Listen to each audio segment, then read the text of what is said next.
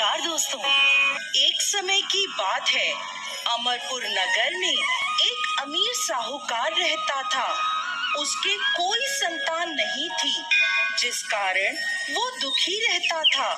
संतान प्राप्ति के लिए वो हर सोमवार व्रत कर शिव जी की पूजा करता था। संध्या के समय मंदिर में जाकर भगवान शिव के आगे घी का दीपक जलाता था।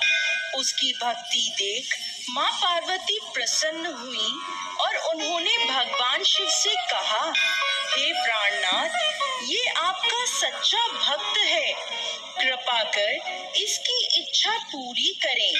तब भगवान शिव ने उन्हें समझाया कि पूर्व जन्म के कर्मों के कारण साहूकार के भाग्य में संतान नहीं है, लेकिन माता पार्वती नहीं मानी।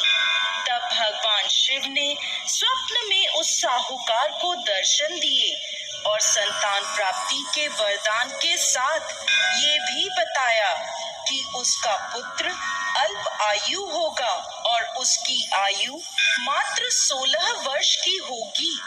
ये सुनकर वो साहूकार प्रसन्न तो हुआ, लेकिन चिंतित भी हुआ। उसने ये सारी बात अपनी पत्नी को भी बताई।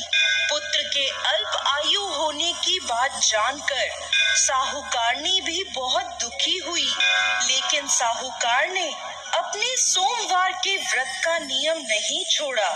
कुछ समय बाद साहूकार के घर एक पुत्र का जन्म हुआ, जिसका नाम अमर रखा गया। जब अमर 11 साल का हुआ तो साहूकार ने उसे अपने मामा दीपचंद के साथ शिक्षा ग्रहण करने काशी भेज दिया। साहूकार ने उन्हें रास्ते के लिए कुछ धन दिया और कहा, जहाँ भी तुम रात्रि विश्राम के लिए रहोगे, वहीं यज्ञ कर ब्राह्मणों को भोजन करवाना। यात्रा करते हुए अमर और दीपचंद एक राज्य में पहुँचे, जहाँ की राजकुमारी का विवाह था। परंतु जिस राजकुमार से उसका विवाह हो रहा था, वो कान्हा था।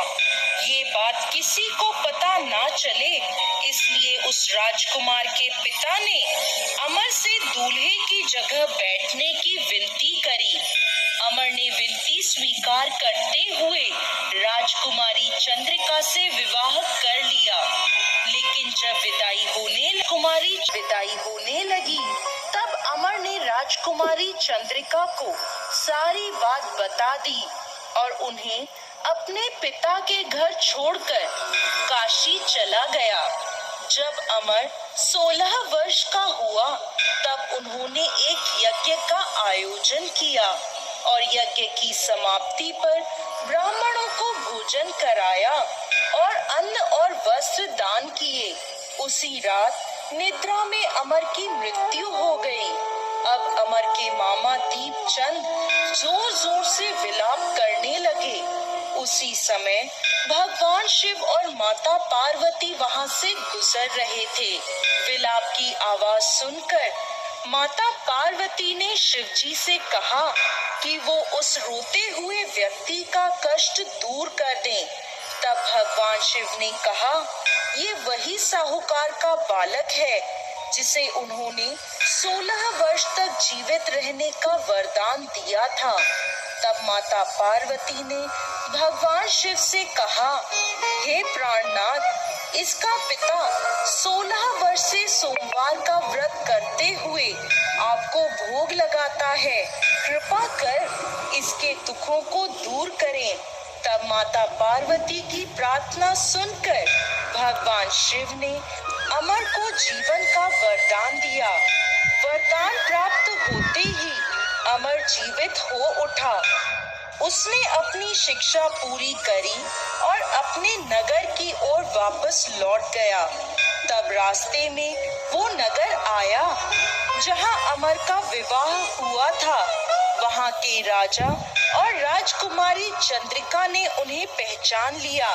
तब राजा ने राजकुमारी चंद्रिका को अमर के साथ प्रसन्नता पूर्वक विदा किया।